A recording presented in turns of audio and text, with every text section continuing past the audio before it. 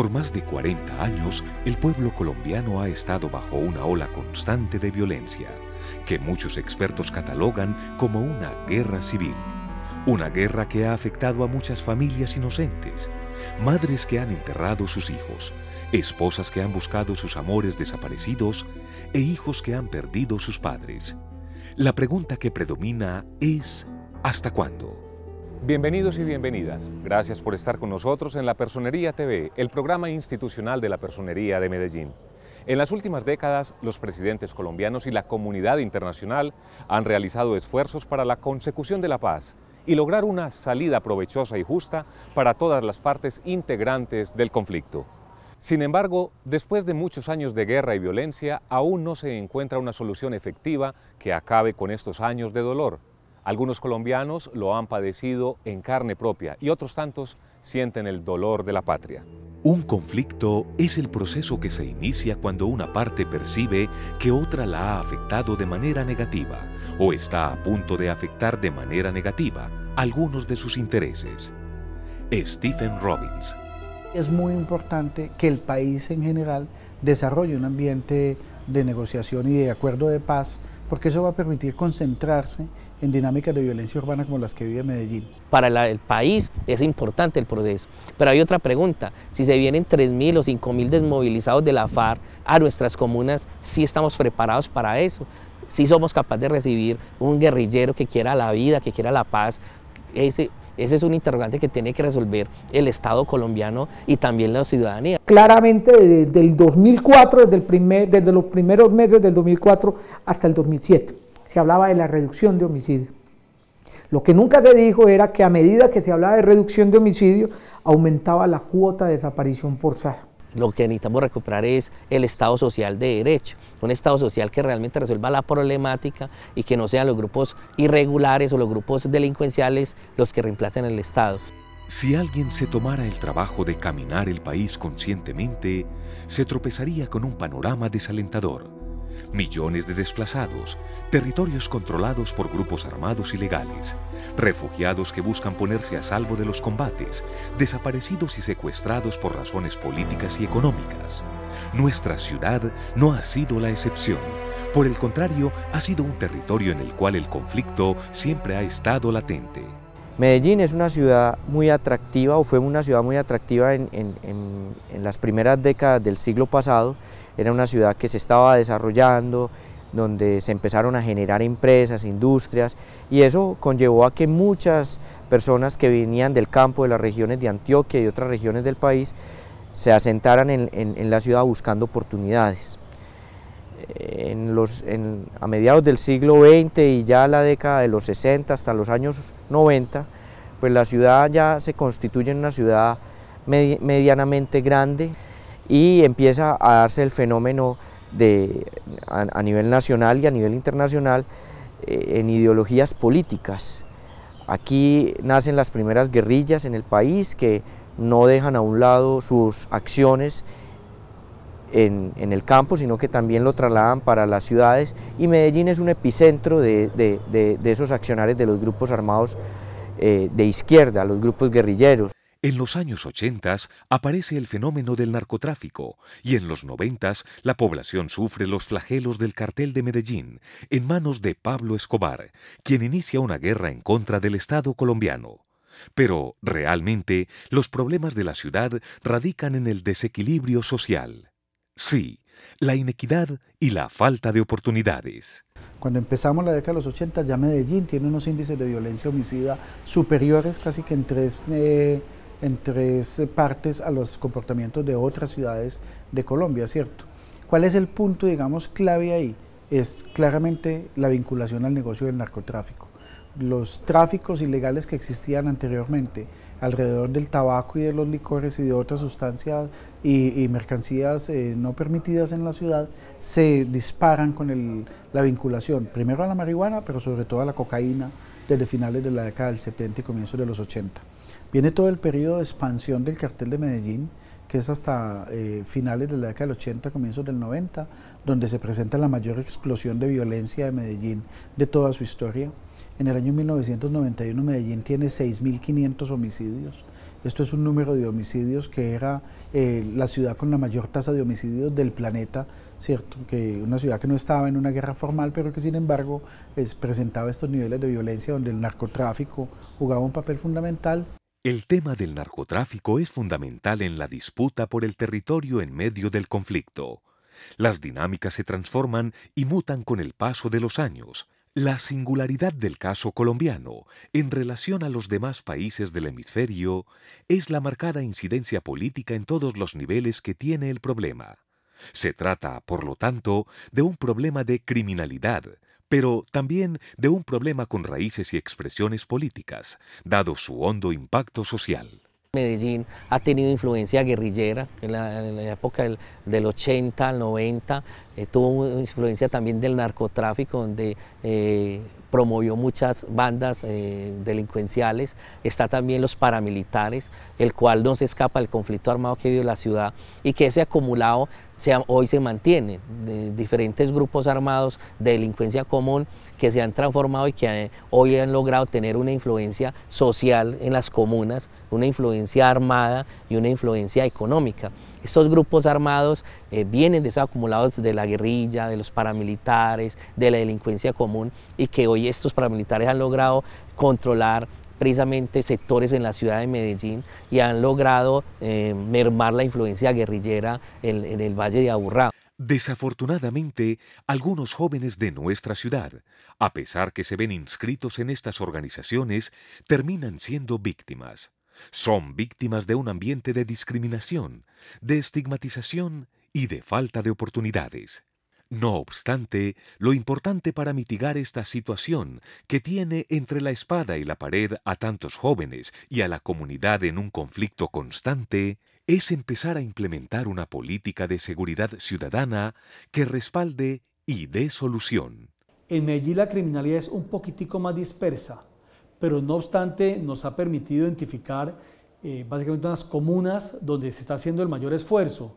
Ese es el caso de la Comuna 13 San Javier, la Comuna 10, es el caso del Centro, la Comuna 8. Lo que se identificó con la alcaldía son 46 barrios. Ahora, obviamente debe haber cierta flexibilidad porque el crimen muta, el crimen cambia. Cuando se le aprieta por un lado, entonces se mueve hacia otro lado, aunque la migración criminal no es tan alta como uno a veces cree. Que lo importante es que en esas comunas, en esos barrios, el abordaje sea integral, que no sea simplemente un trabajo policivo, aunque la policía está comprobado, mientras más focalice su actuación, mientras más trabaje en lugares calientes, mejores son los resultados. El hombre no será sabio hasta que resuelva toda clase de conflicto con las armas de la mente y no con las físicas. Werner Braun. No queda duda alguna que el papel del Estado es fundamental en la erradicación de la problemática. Se hace necesario un Estado con bases sólidas y soluciones concretas. Hacemos una pausa y ya regresamos en La Personería TV.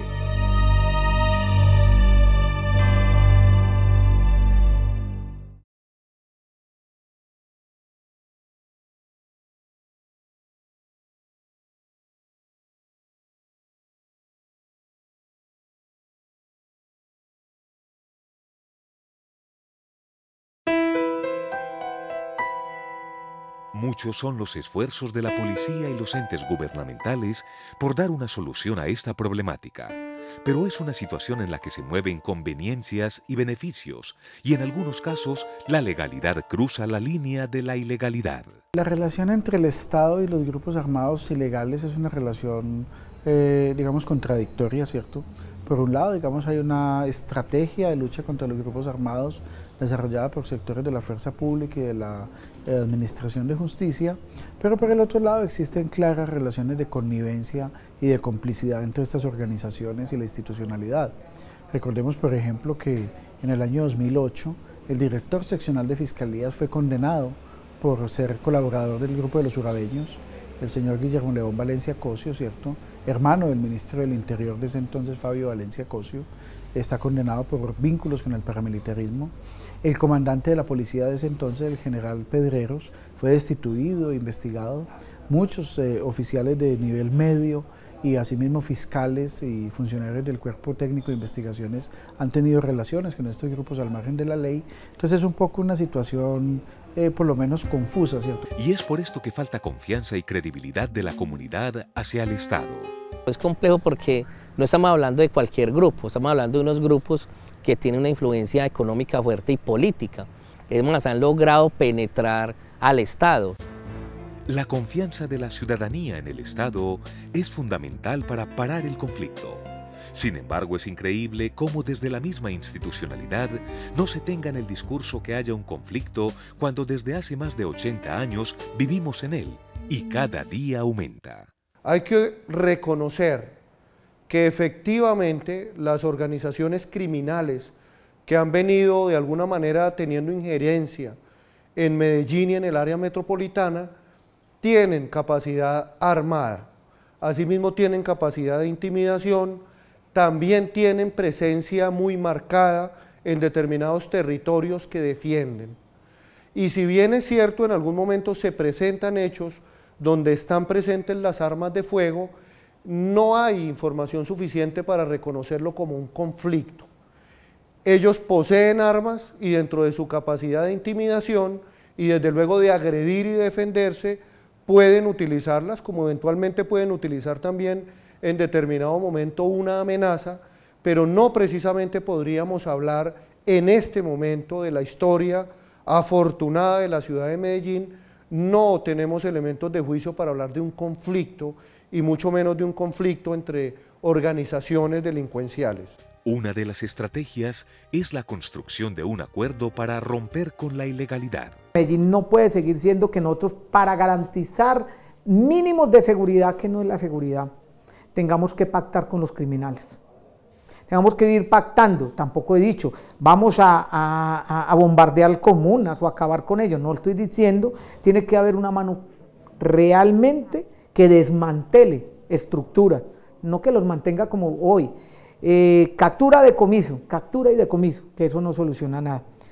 Creo que hay una propuesta que tiene el presidente Santos y es construir el Ministerio de la Seguridad Urbana, el Ministerio de la Seguridad Ciudadana.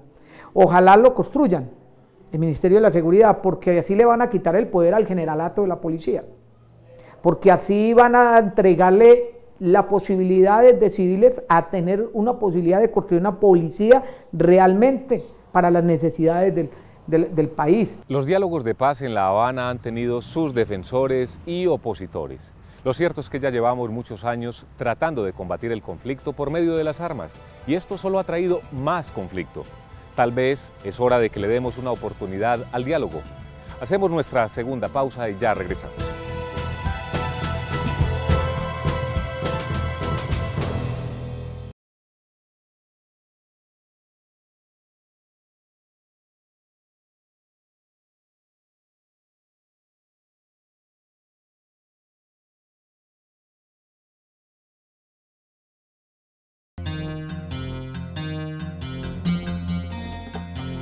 Por otro lado, los diálogos o negociaciones de paz entre el gobierno del presidente Juan Manuel Santos y las FARC, también conocidos como Proceso de Paz en Colombia, se están llevando a cabo en La Habana, Cuba, y su objetivo, según el gobierno, es la terminación del conflicto, y según las FARC, el buscar la paz con justicia social por medio del diálogo. La pregunta es, ¿qué impacto tendrá en la ciudad de Medellín? Ahí, frente al tema de la negociación que actualmente se adelanta entre el gobierno colombiano y las FARC en La Habana, hay un asunto que es importante como tratar de valorar, y es que si bien es cierto una buena parte de las dinámicas de violencia de la ciudad no tienen nada que ver con ese conflicto político armado, sí es muy importante que el país en general desarrolle un ambiente de negociación y de acuerdo de paz, porque eso va a permitir concentrarse en dinámicas de violencia urbana como las que vive Medellín. El escenario hoy se puede transformar. Existe una opción de diálogo. Este es un ejercicio importante en Colombia, pero fundamental para los ciudadanos. Necesitamos creer que es posible darle fin a esta guerra absurda por el poder. Es importante oír lo que está viviendo Colombia, y Colombia está viviendo un escenario de diálogo en La Habana con la FARC. Esperamos que se sume en este proceso el ELN, el cual es muy importante porque llevamos más de 50 años en guerra. en guerra, no solamente con los actores insurgentes, sino también con los sectores paramilitares, ¿cierto? Y tercero, estaría también el narcotráfico o los grupos de delincuencia, los cuales pues son actores que hay en el escenario colombiano y que esto ha llevado guerra, ha llevado muerte, desaparición, tortura y que ha dejado más de 30.000 víctimas del conflicto armado en Colombia. En los últimos años, y con la fiel convicción de que el proceso de paz es posible, las diferentes administraciones han llevado a cabo estrategias que aportan a esta búsqueda implacable, logrando reducir cifras de criminalidad. Hemos visto cómo Medellín ha ido mejorando. Es que en Medellín tuvimos tasas de 400 homicidios por 100.000 habitantes. Hoy ya estamos en 39 homicidios por 100.000 habitantes. Y de continuar con la tendencia a la baja, en el 2014 podríamos de pronto llegar a una tasa menor a 30 homicidios por 100.000 habitantes, que sería extraordinario para Medellín. Pero presenta desafíos permanentes. Por otro lado, se han conformado diferentes grupos que buscan aportar soluciones al conflicto. Hombres y mujeres que han vivido en carne propia este flagelo que ha desangrado al país durante años. La Mesa de Derechos Humanos del Valle de Aburrá es un proceso ciudadano, es un proceso que no depende del Estado, que se mueve entre líneas. Una es la visibilización del conflicto, que muestra los problemas que tiene la ciudad, que denuncia y rechaza los actos violentos por parte de los grupos armados y por parte del Estado, que busca que los derechos humanos realmente lleguen a la ciudadanía del común, que el lenguaje de los derechos humanos no sea solamente de la academia, sino que la comunidad los conozca y los respete y los haga defender. Según la revista Semana, Antioquia es el primer departamento con más víctimas, con un número de 1,2 millones. La paz no puede ser un asunto de agenda, es necesaria, sobre todo porque es importante insistir en que no puede haber una paz real sin respeto a los derechos humanos. En el escenario nacional, pues todos esperamos la paz, todos anhelamos la paz, pero una paz sólida. Ya tuvimos una experiencia con los grupos paramilitares, se inició un proceso de desmovilización, las cabezas de esas organizaciones se entregaron, algunos fueron extraditados, otros hoy están cumpliendo las penas establecidas en la ley, pero desafortunadamente el proceso se desmoronó cuando muchas de estas personas no fueron transparentes, no le cumplieron a lo que se pretendió, que era justicia, reparación y verdad. Todos los colombianos soñamos con un país libre de represiones, conflictos y guerra. El ser humano es maquiavélico por naturaleza, pero hace falta canalizar las ideologías revolucionarias en pro del beneficio común y no en busca de un bienestar particular. Necesitamos un cambio de ideologías y, aunque suene un tanto lógico, necesitamos nuevos líderes que le apunten a un país que se desarrolle en medio de la paz. ¿Será esto posible? El diálogo, basado en sólidas leyes morales, facilita la solución de los conflictos y favorece el respeto de la vida, de toda vida humana. Por ello, el recurso a las armas para dirimir las controversias representa siempre una derrota de la razón y de la humanidad. Juan Pablo II. En la Personería de Medellín, primero el ser humano. A continuación, veamos el trabajo de capacitaciones y conferencias que realiza la Personería por y para las instituciones educativas, esta vez tratando un tema bien controversial, el ciberbullying. ¿Qué es el ciberbullying? El ciberbullying es el uso de los medios como Internet, telefonía móvil y videojuegos online principalmente, para ejercer el acoso psicológico entre iguales.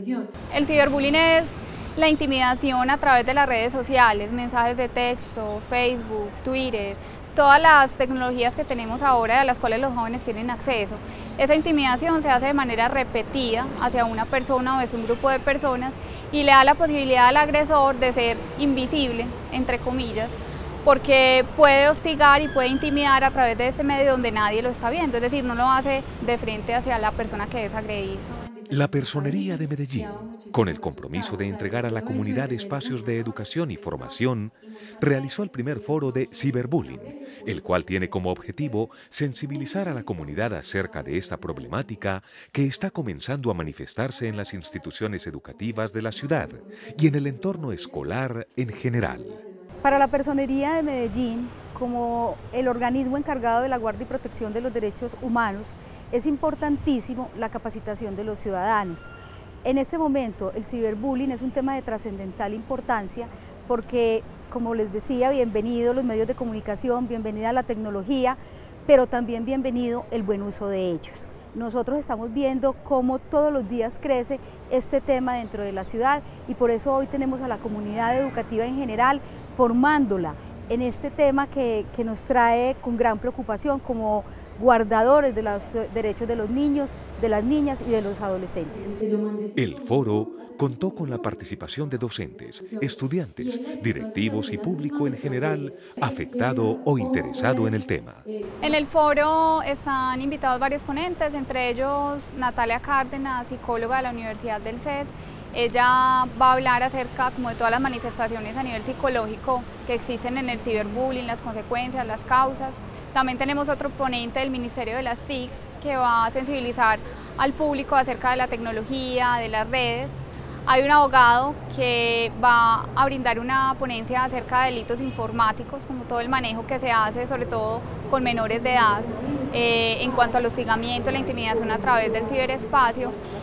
Estamos en unos tiempos en los que la educación, la formación, el compartir experiencias, el aprender, el conocer lo que pasa en otras instituciones es absolutamente definitivo para que en los momentos en que a nosotros nos ocurran los sucesos podamos entregar respuestas adecuadas, podamos ser pertinentes, podamos efectivamente ser acompañantes. Bueno, en el ciberbullying se presentan casos de diversas edades, como por ejemplo los niños de 3 a 5 años, de grados quintos, octavos y 11, en las redes sociales, te voy a amenazar, te voy a matar, les pegan, los cogen a puños, he visto varios casos. De todas formas es triste porque a nivel mundial se ha visto todo eso, en Canadá, en Suecia, en Colombia, en Medellín, en Bogotá, en Barranquilla. Son en muchos casos pues que compañías, así estemos o no estemos observados, hemos sufrido nosotros los jóvenes por mucha violencia. Entonces es bueno uno asistir a campañas, uno que es un compañero, orientar a los demás para que ya paremos ese ciberbullying. A través de estas conferencias y capacitaciones, recibidas tanto por profesores como estudiantes, a lo largo del año se brindarán herramientas y guías para mitigar esta situación. Además, generar conciencia frente al buen uso de los medios de comunicación. Así llegamos al final. Gracias por acompañarnos y recuerden que sus opiniones son muy importantes para nosotros. Envíenos sus comentarios o sugerencias al correo que aparece en pantalla o visiten nuestras redes sociales. Síganos por Twitter @personeriamed, en Facebook Personería Oficial y hacen clic en me gusta o en nuestro canal de YouTube Personería de Medellín TV. Hasta pronto.